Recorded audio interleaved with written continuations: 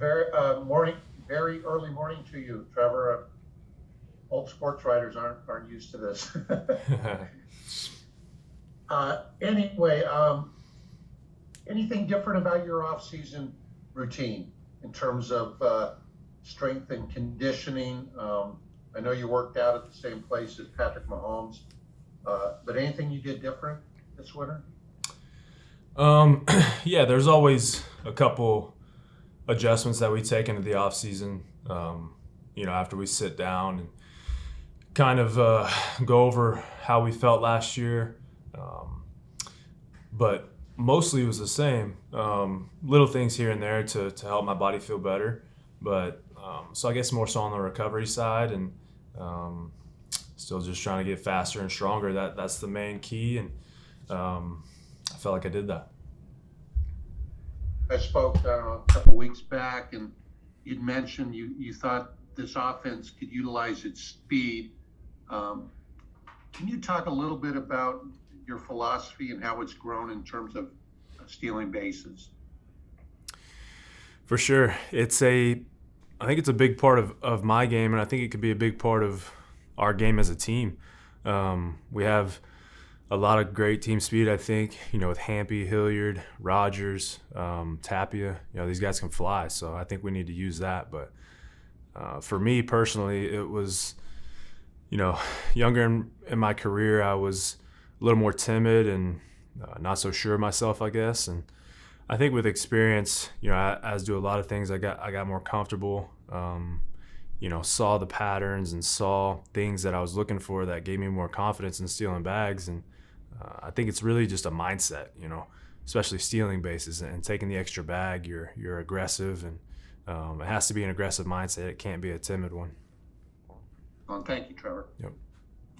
Go ahead, Thomas Harding. Thomas, go ahead. Yes, Trevor, first of all, good morning. Secondly, what about parts of your game that maybe you looked at last year and said they need to be better? What were those parts? Um, Specifically last year, I made more errors than I would have liked. That was the one that stuck out to me, and we addressed that, and it was something that I can't blame it on anything but myself, but just a little footwork issue, and really just getting through the ball and driving to my target. So I feel good about that, and I really pride myself on making the plays that need to be made, and I feel like I've done a good job of that in my career. Last year, I didn't do a great job, so that was the main one.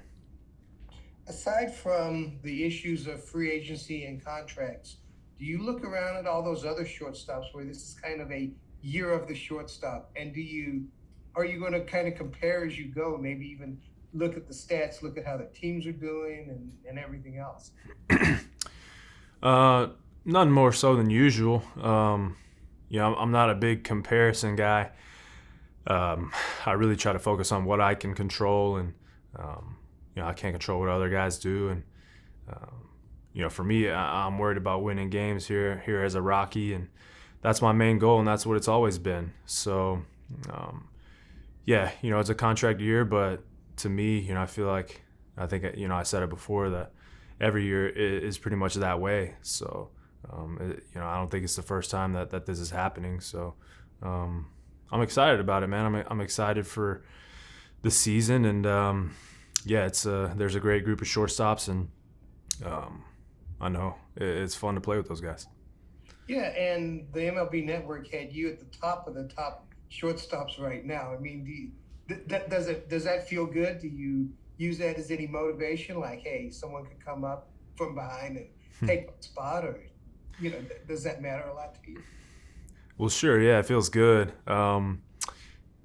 But I've never been motivated by anything other than myself or my own thoughts. I really try to make it about myself and how I can improve my game, and each year I think that's on me. So, and it's on me to identify the spots and be honest with myself about where I can get better, and that's really where my mind's at. But it's cool, man. I think it's a super competitive, super talented group of shortstops. I think we all push each other in one way or another, with even if we know it or not. Okay, just a couple quick ones for me. You guys, a couple days ago, and decided he wasn't going to be back. At least announced it to us. Was that something the team was aware of? And I know that he had been involved in trying to keep guys focused. Does that change anything in that respect? Yeah, Ian let us know. He let us know before releasing, on Instagram. So yeah, no, he's still a big part of our group, man. He's still locked in on the group text. I plan on talking to him a lot this spring, because he's been a mentor of mine since he's been here, and he's helped me so much. I think, trying to be a leader, and he has those leadership aspects that he's attained over his career, and he's built up a special brand like that. And so I love talking to him all the time, and he's a big part of my development, I think. And so it's not like he's just going to disappear. He's certainly still a part of our team, and maybe not so on the field right now, but behind the scenes for sure. That's what for me. I know that you often go in with goals. You don't like to reveal the numbers that much, but stolen bases, that is a finite number, man. Do you have a number that you want to get to this year? I do, yeah, but I'm not gonna say it today. Maybe at the end of the year, we'll see where we're at, and I'll tell you if it was there or not. Very much. Nick Groke, go ahead, Nick. Yeah, hey Trevor, going into Salt River, and I hope you got to Arizona from Texas, okay, by the way. But Thank you. Going for the first time, how different did it feel? No Nolan, no Desmond, no David Dahl. Lots of changes this offseason. How different did it feel, and is it at all unsettling sort of for you? It's definitely different. There's no doubt about that. It's a good vibe, though. I feel like guys are excited to play ball.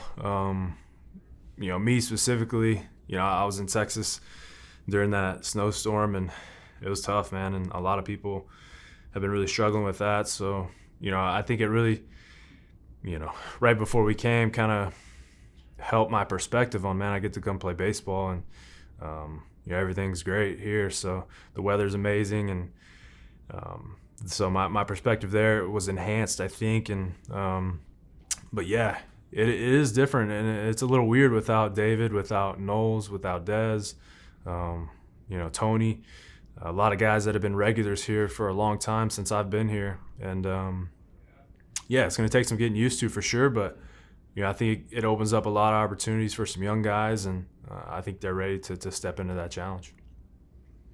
What how does it change how you think of yourself on this team? Do you feel like you're gonna have to do more? Are you gonna have to be even a louder leader? Do you feel like people are gonna have to lean on you a little bit more? Maybe louder, but that's not the first thing that comes to mind. I think when you think about me, but I think I'll do it in my own way, and certainly I would like to be leaned on more for sure. That's something that I want. That's something that I'm gonna embrace. And I'm gonna talk to the young guys, and let them know that I'm here for them, man. And I want you guys to ask me any and all the questions that you have, and not that I know everything, but experience has helped me, and I feel like people help me along the way, like Nolan and Chuck and Tulo, those type of guys. And I feel like it's only right to help those guys if I can. So it's something that I'm going to embrace, and I'm not expecting anything more or anything less for myself. I really focus on preparing for the game each night, each day, and when we go out there and play, and just let the chips fall where they may, but let's just have some fun and play ball. Cool. And then just last, I know you've been asked this before, and beyond just the stolen bases, but I did the math. You were trending for a 30 30 and 30 season last year.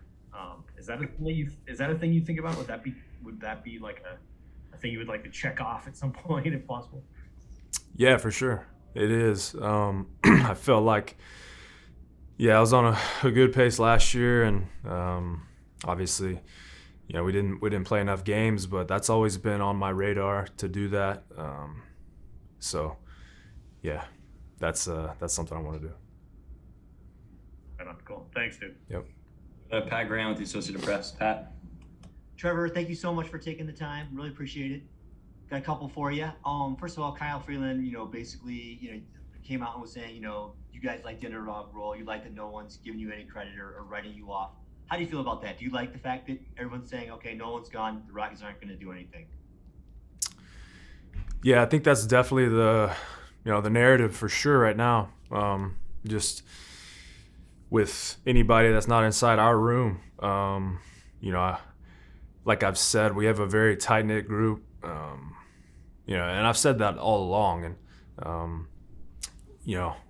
I think, losing Nolan is obviously going to hurt us, but, people are counting us out. And I feel like, when you count a group of competitors out like that at this level, at the major league level, then I think you kind of instantly put a chip on their shoulder. And I think that's kind of the attitude that we're coming in with, and it's something that we're going to embrace. And it's at the end of the day, we got to play the game on the field. It's not played on paper, so that's where we're at.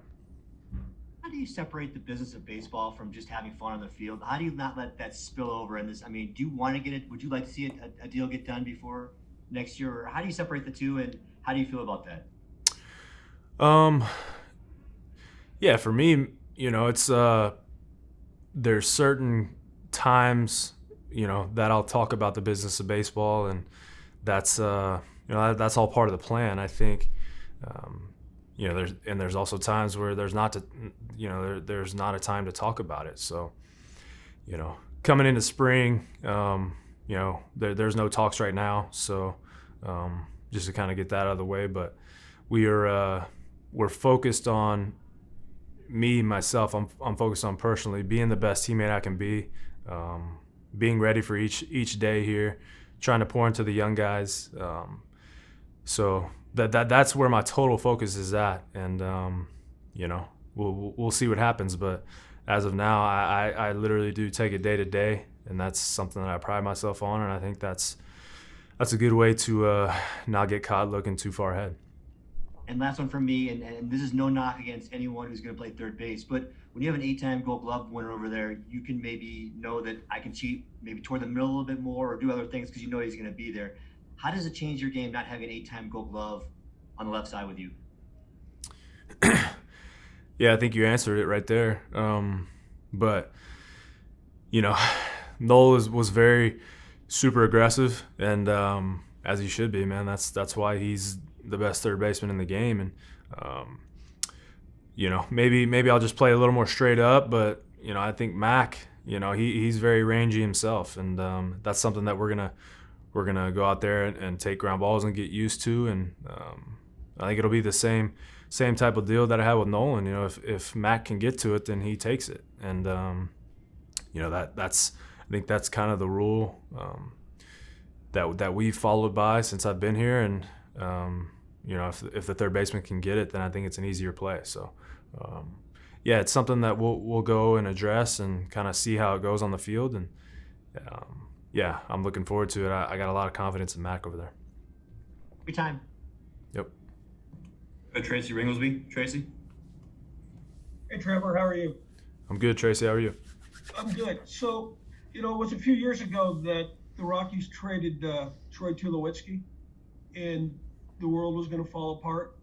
Then this kid came in the next year, hit a couple home runs on opening day in Arizona. I mean, do you think sometimes that we get caught up with what somebody's done as opposed to what somebody might be capable of doing, and that you can give some of these young guys an opportunity, and who knows what comes out of there? Yeah, I think that's a big part of the game today. I think guys are kind of written off early for you know, not either being a big time prospect or, you know, not being on the top 100 or whatever it may be. But yeah, I think, you know, certain players have that in them, and I think opportunity is huge. And I think being able to play with, you know, knowing that you're going to play every day and not having to look over your shoulder and, you know, kind of worry about messing up, and guys can go out there and kind of be themselves. I think that gives a lot of freedom to the player. And so I'm looking forward to seeing some of that from some of our guys, I think. And yeah, you know, it's kind of a similar situation to me coming up. And, you know, I think with, you know, all the talent and I guess potential that the young guys have, that's kind of what comes with it. I guess my other question is, you know, with Nolan wanting to be traded, does that affect whether you want to eventually try to stay with the Rockies or not? Will that have any impact on your eventual decision, or are you totally separate from that? Yeah, it's separate. Obviously, two different situations. You know, I'm not here to speak on you know what happened with Nolan or any type of things that went on with him in the front office or whatever it may be. But yeah, it's a separate situation for sure, and you know, it's something that we're taking day by day, like I said, and it's you know, I try not to look too far ahead. I'm trying to be where my feet are, which is right here in spring training with the Rockies. So that's the way I'm looking at it, and yeah, we'll see where it goes. Sure. Go to Mark Stout. Mark? Hi, Trev. Morning. Couple of questions. I'm going to reference what you talked to Thomas Hardy about. First one, technical. You mentioned fastball performance for you and something about hitting them earlier in the count. Is that, with the fastball, is that something you're going to do before you get in the box? Is it something you can change in the box? Is it guessing? Is it anticipation? What do you mean by that with, you know, getting your fastball and hitting that pitch better? Yeah, it's not, for me, it's not guessing at all. It's really just a couple, I think, mechanical things that I cleaned up, and you know, it's not much. It's just little things, but things to make me a little more direct to the fastball. And I feel really good about those. Those are things we worked on in the off season, and you know, I've always been an aggressive hitter, and I never want to change that. I think that's a strength of mine, and you know, I think when I step in there, you know, it's time to hit. I don't think there's time to waste. There's no, you know, taking a pitch just to see one. That's really my mindset, and I think with, you know, both of those things put together, that you know, I feel good about taking care of my fastballs that I need to hit. And lastly, Trevor, thanks. You called Chuck our rock. Why? He's so steady, man. He's you know, whether it's preparation, recovery, you know, being just kind of a presence there for us in the lineup, in right field. He's been that guy, you know, ever since I've been here, and it's very comfortable, I think, for us, you know, to look back and see Chuck. You know, I'm not sure how the lineup's going to go, but every time I see him up there, I'm like, man, you know, this is going to be a nice AB. It's going to be professional, and something's probably going to get hit pretty hard. And it's great to have that, and I think it rubs off on guys. And you know, his steadiness and his consistency is what makes him the rock for sure. All right, we have time for a couple more. We'll go to Michael Spencer. Michael? Hey, Trevor. Just your initial reaction when you found out that Nolan had been traded. What was that like for you? It was mixed emotions for sure. You know, Noel, we've gotten to become pretty close over the years, and you know, obviously, we played together on the left side, and you know, we were very prideful in trying to be the best left side. And so, yeah, you know, like I said, a lot of emotions for sure. Just you know, sad for sure to have, you know, lose a guy like that, lose a player like that. And then you know, obviously, you know, he was in a different spot, so I think he was kind of relieved to have you know, kind of been done with the whole thing, you know, the trade speculation and all that. So you know, kind kind of happy for him that he's going to be in a spot that he's happy. And just like I said, a lot of whirlwind emotions, and it's tough to lose a guy like that. But like I said, kind of happy for the guy too. Is it at all weird for you now to be in this spot where you're the veteran because you were the young guy for so long, right? And I know you're used to being on the field, but in terms of your presence in the clubhouse, and how have you changed over the years to adjust to that role? No, I wouldn't say it's weird to me. I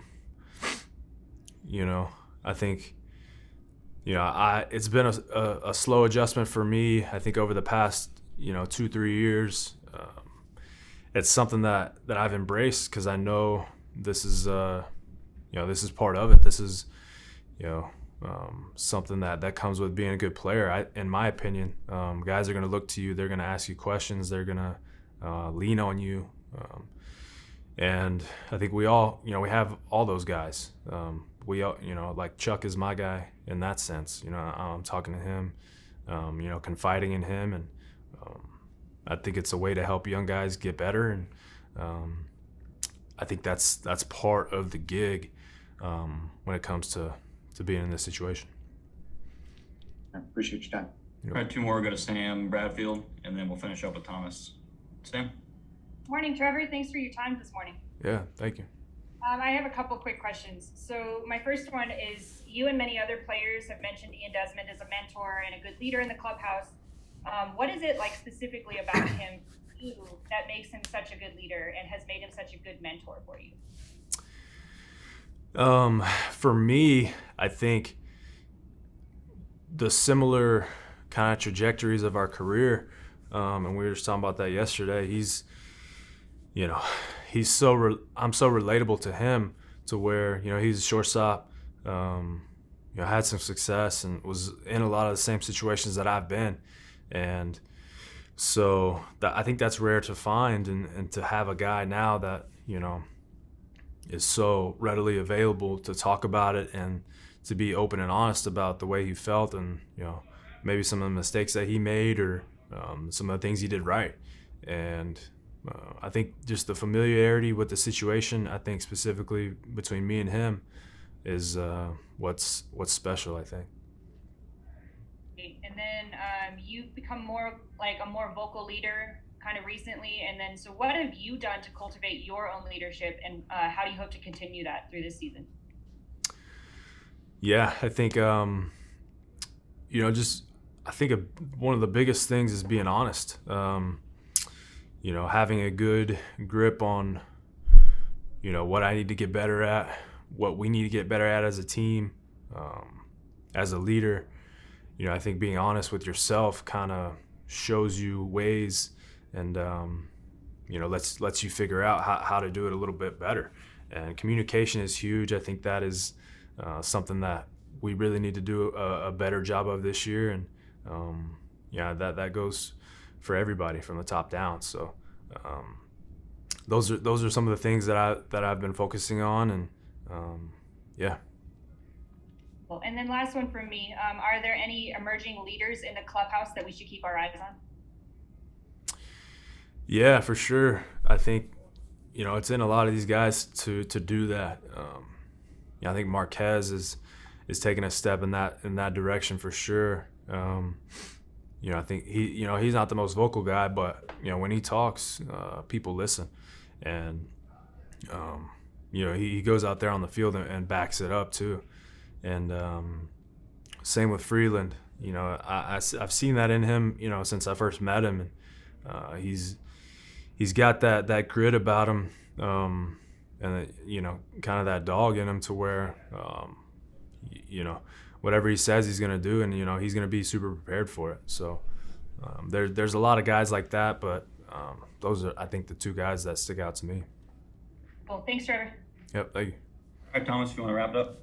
Yeah, I want to wrap it up. I want to hit you at 2 ends of the experience scale. First of all, Brendan Rodgers, what can you do to help accelerate him, and what are the things you see in him that may make him what the Rockies expected when they drafted him in the first